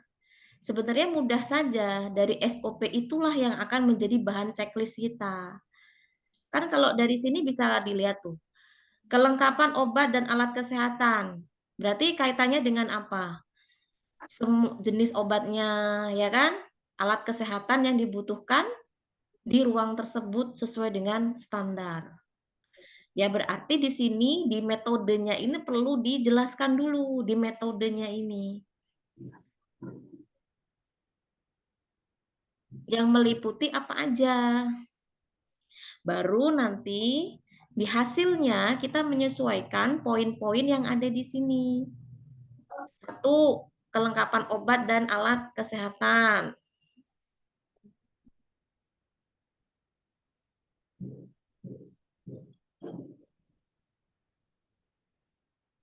Berarti tabelnya tinggal ngopi aja ya, Bu, ya, dari yang tadi terus di checklist gitu, Bu, 100% atau berapa persen gitu ya, Bu?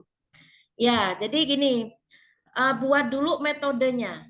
Kita itu kan harus punya standar tuh, ya. Saya mau tanya dulu, jenis wadah, kondisi wadah, labeling, organisasi obat, kebersihan, ini masuk yang mana ini? Dari sekian banyak apa namanya poin-poin di sini. Itu dari beberapa. Mencar-mencar kan? Iya. Iya, karena nggak satu irama dia cara membuat formatnya. Jadi kalau memang mau dibuat sesuai SOP, ya berarti kita sesuaikan SOP aja gitu. Cara buat tabelnya ini. Berarti judulnya satu, kelengkapan obat dan alat kesehatan. Ya. Nanti ada standar operasional seperti apa di sini. Baru hasilnya nanti diuraikan. Satu, sesuai dengan tadi itu, kelengkapan obat dan alat kesehatan. Ini kan per ruang ya. Misalkan ruang obat HCU. Nah, ini obatnya apa saja. Kemudian alat kesehatannya apa aja yang memang wajib ada di situ.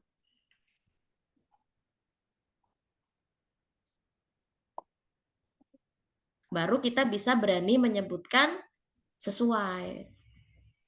Atau 100% sesuai gitu. Sama halnya juga dengan keamanan wadah obat. Ada box plastiknya enggak dengan segel, kemudian ada pembukuan dan serah terima enggak. Ini kan saya cuma baca dari SOP yang ada di rumah sakit kan. Kan tadi infonya mengacu pada SOP. Berarti kan mau nggak mau kita menyesuaikan dengan SOP yang ada di rumah sakit tersebut.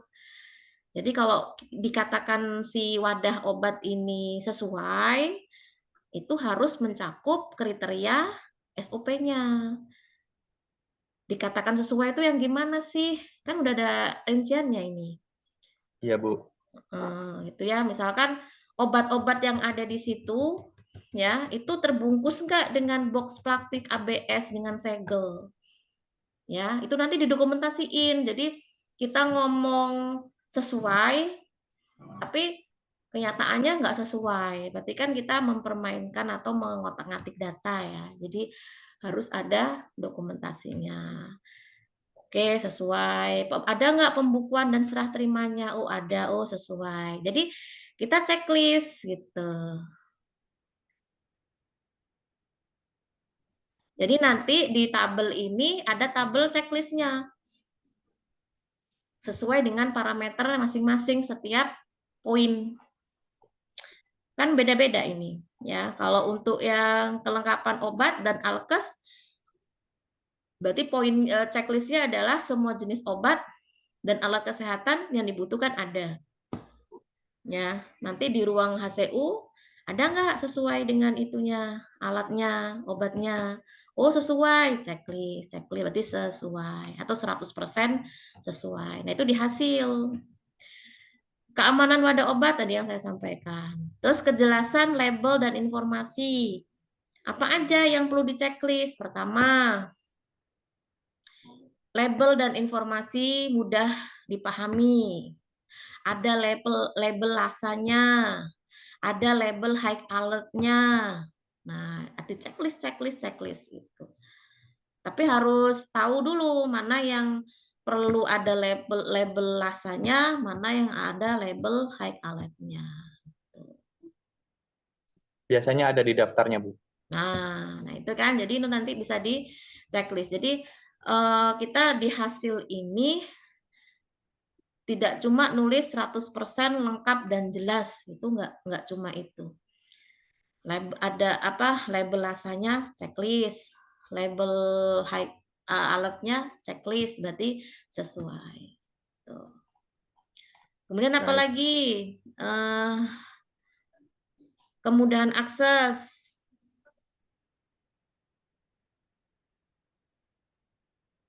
Ini satu parameter aja nih ya, mudah diakses dan dibawa ke ruang rawat. Keamanan dan kebersihan ruang. Nah, ini perlu dirinci sebenarnya. Keamanan dan kebersihan ruang. Ini tergolong aman dan bersih. Ini tadi saya baca di sini kebersihan 100% bersih.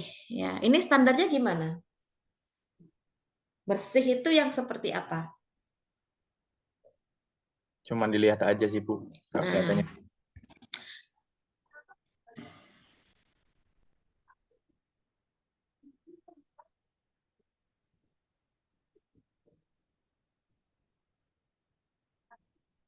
Pencahayaan dan ventilasi, ada nggak di sini tadi?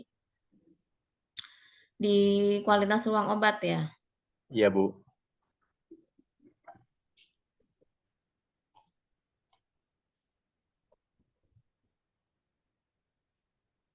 Nah, di hasil ini kan banyak nih ya, untuk kriteria obat ada ukuran, ruang ya, ruang obat. Ada ukuran, ada tata letak, ada pencahayaan, ventilasi, ada suhu, ada kelembapan, ada kebersihan. Tapi di metodenya, di sesuai SOP-nya itu hanya pencahayaan dan ventilasi. Sedangkan untuk yang apa ini, ukuran, tata letak, suhu itu nggak ada di sini. Kira-kira masuk di mana?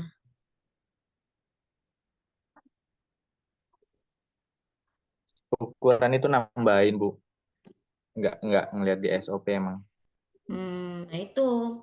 Jadi kalau memang acuannya itu ada yang lain, itu baiknya dituliskan juga. Gini, jangan sampai nanti kita melakukan sesuatu di luar dari pakem. Ya, kita sudah menentukan nih rencananya kita mau masak rendang misalkan ya. Tiba-tiba muncul ada sambal goreng, kan nggak nyambung gitu. Jadi kalau memang metodenya apa, kita sesuaikan aja itu gitu. Tapi kalau memang memungkinkan mau ditambahkan, coba di cross check lagi di SOP itu ada nggak yang kaitannya dengan penilaian terhadap ruang dari tata letaknya, itu masuknya ke poin apa gitu. Nanti bisa ditambahkan di situ. Yang penting itu masih dalam bahasan SOP. Kan kita acuannya SOP kan. Ya, Bu. Artinya kalau untuk pencahayaan dan ventilasi itu kan hanya itu aja. Kita nggak mungkin memasukkan si tata letak sama suhu itu tadi di situ. Bila perlu, kalau memang di SOP-nya itu perlu penilaian terkait tata letak, itu nggak apa-apa, dimasukkan saja di dalam kriteria ini. Berarti itu yang akan kita amati juga. Gitu ya. Jadi jangan sampai nanti kita itu keluar dari apa yang sudah kita tetapkan di awal. Makanya perlu kita meng-cross check kembali, sudah betul belum apa yang sudah kita tentukan dengan apa yang kita rencanakan. Ya, coba nanti kalau saran saya coba dicek lagi SOP-nya, dibaca lagi yang kaitannya dengan sistem penyimpanan obat rolling emergency ini, ada nggak yang membahas atau yang menentukan terkait aturan tata letak ruang obatnya atau suhunya. Nggak apa-apa, nanti bisa ditambahkan. Ya, Ya. yang itu bisa jadi penilaian juga bagi kita, dengan menambah data. Ya. Kemudian kelengkapan peralatan.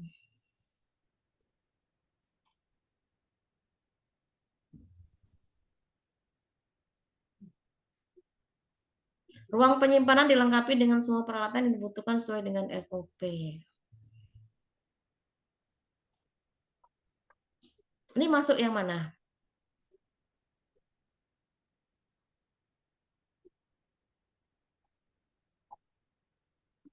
Yang Nggak ada, Bu. ruang nggak ada. Berarti nanti membingungkan ya. Ini ada di metode, tetapi tidak dilakukan gitu.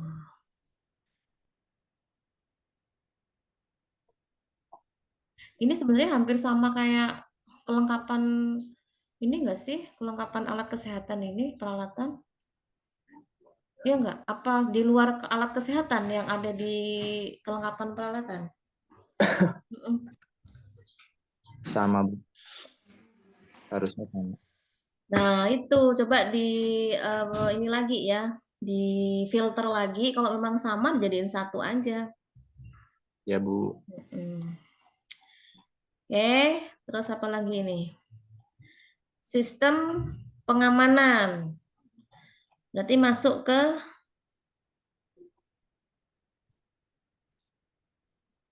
mana nggak ada ya? Ada, Bu. Nah, itu ya. Jadi coba diperbaiki lagi.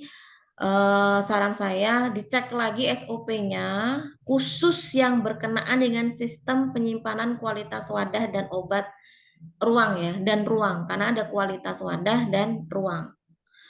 Ini kalau mau dipisah, kalau dihasilkan saya lihat dipisah nih. Ini sebenarnya udah bagus ini. Kualitas wadah sendiri, kualitas ruang obat sendiri. Nah, SOP-nya bisa dibuat terpisah juga. Kita aja yang bikin, tapi isinya ngambil dari SOP. Meskipun SOP-nya tidak menulis itu terpisah, nggak apa-apa gitu. Tapi yang jelas ada kesesuaian antara SOP dengan apa yang kita lakukan.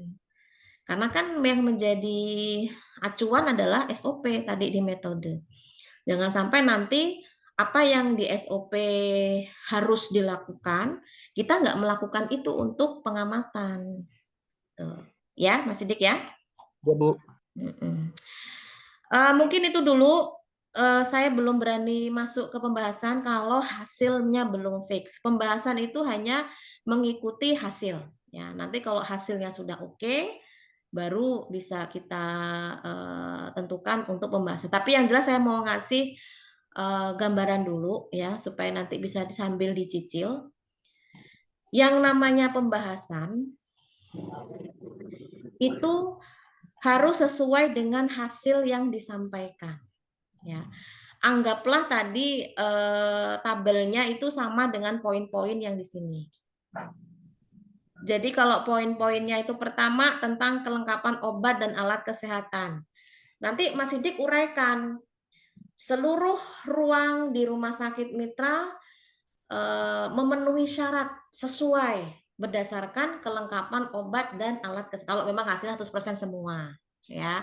Baru nanti disampaikan secara teorinya bahwasanya menurut sumber bla bla bla bla total emergency itu harus dilengkapi dengan semua jenis obat begini gitu. Jadi paparkan dulu hasilnya seperti apa, kenyataannya seperti apa, baru kita kaitkan dengan teori. Itu cara menulis pembahasan. Ya, makanya harus tahu dulu hasil penelitian kita itu seperti apa. Terus keamanan wadah obat di seluruh ruangan itu sesuai atau enggak? Oh, 100% sesuai, Bu. Semuanya sudah tersegel dengan baik, sudah terbox dengan baik, bahannya ini. Nah, baru kita kaitkan dengan kondisi teorinya. Kenapa sih wadah obat trolley emergency itu harus aman? Kalau nggak aman, apa yang akan terjadi? Kalau nggak aman, risikonya apa? Nah, itu perlu dibahas di situ. Jadi, pembahasan ini sifatnya sangat ditentukan dari hasil. Kalau hasilnya belum fix, memang kita belum bisa membahas. Jadi PR-nya Mas Sidik adalah coba dikejar ya dari revisi yang dari awal tadi saya sampaikan, dari bab pertama sampai ke hasil. Hasil ini harus sudah fix untuk revisi yang kedua. Oke, Baik, siap ya Mas Sidik ya? Ya, Bu. Ya, jadi intinya jangan sampai ada ketimpangan antara bab 3 dengan hasil. Karena bab 3 ini yang sangat menentukan apa sih yang akan kita lakukan. Kalau kita nggak punya pakemnya, kita akan bingung. Kita tuh petanya mau kemana ini? Apa nih yang akan kita ambil datanya gitu kan. Ya untungnya tempat kerja sendiri, jadi nggak perlu bolak-balik gitu kan. Nah, kalau itu penelitian di tempat orang lain, itu nanti ngajuin izin lagi, penelitian lagi, karena kita belum punya arah yang jelas apa saja yang perlu diamati. Makanya matangkan dulu nih SOP-nya. Kalau memang standarnya adalah SOP. Tadi itu kan di bab 3 standar untuk penilaiannya adalah SOP-nya. Ya. Nah, Ya, ini Bu. untuk perhitungan presentasinya pun harus sesuai dengan SOP-nya. Nggak boleh beda-beda kalimat-kalimatnya. Ya. Harus sesuai dengan SOP-nya ini karena kita satu data satu perhitungan ya. Kalau misalkan di SOP-nya kelengkapan obat dan alat kesehatan, di sini pun nanti perhitungannya juga kelengkapan obat dan alat kesehatan. Mana ini? Nah, malah nggak ada. Oh, di atas nih. Nah, ini presentasi kelengkapan obat, pada obat dan alat kesehatan. Sesuai dengan SOP-nya. Pokoknya harus ada SOP-nya. Dan SOP-nya nanti Mas Sidik harus punya filenya. Filenya itu artinya entah dalam bentuk hard file, entah dalam bentuk scan atau apa, yang sekiranya nanti ketika penguji ingin tahu, yang dilalahnya kita nggak tahu ya, ingin memastikan aja. Coba Mas Sidik tunjukkan ke saya SOP-nya seperti apa dari rumah sakit. Nah, jadi biar nggak kelabakan gitu. Jadi harus punya. Makanya jangan sampai nanti tidak sesuai dengan SOP yang sudah ada di rumah sakit. Oke, Baik, Bu. paham ya Mas Sidik ya? Paham, Ibu. Ya, mungkin itu dulu untuk yang saya bisa kasih masukan untuk hasil dan penulisan-penulisan yang di atas-atasnya. Harapan saya sih bisa diperbaiki dalam waktu yang cepat. Jadi minggu depan kita nge-zoom lagi ya untuk melihat, baru nanti kita akan mencoba untuk memfikskan pembahasan ya, karena pembahasan ini harus relevan atau harus sesuai dengan apa yang dihasilkan pada saat penelitian. Yang jelas coba dimatengkan lagi, difikskan lagi terkait dengan SOP-nya ya, yang mana itu akan menjadi standar kita. Judulnya adalah kualitas wadah obat dan ruang ya tadi ya. Jadi harus mencakup itu. Karena kalau menurut pengetahuan saya yang namanya ruang itu ya betul yang dikatakan hasil tadi. Jadi ada ruangnya itu tata letaknya gimana, suhunya bagaimana, kelembapannya bagaimana. Kalau kita ngomongin ruang. Makanya coba di cross check lagi SOP-nya apakah betul-betul tidak ada kaitannya dengan itu, dicek lagi. Nah, nanti kalau memang tidak ada, baru kita pikirkan lagi apakah nanti kita bisa ambil dari referensi lain. Karena kalau terkait ruang itu harus lengkap, nggak cuma pencahayaan sama ventilasi. Ruang itu yang mencakup itu tadi, suhu, kebersihan, kelembapan, ya, tata letaknya harus bagaimana, harus sesuai dengan ketentuan. Jadi kalau tata letaknya nggak sesuai ya berarti tidak sesuai dengan standarnya. Oke, itu ya. Ya, Bu. Oke, mungkin cukup untuk Mas Sidik. Ini aja waktunya sudah jam 5 nih. Bu Rusmini kebagian kayak ini ya. Iya, Bu.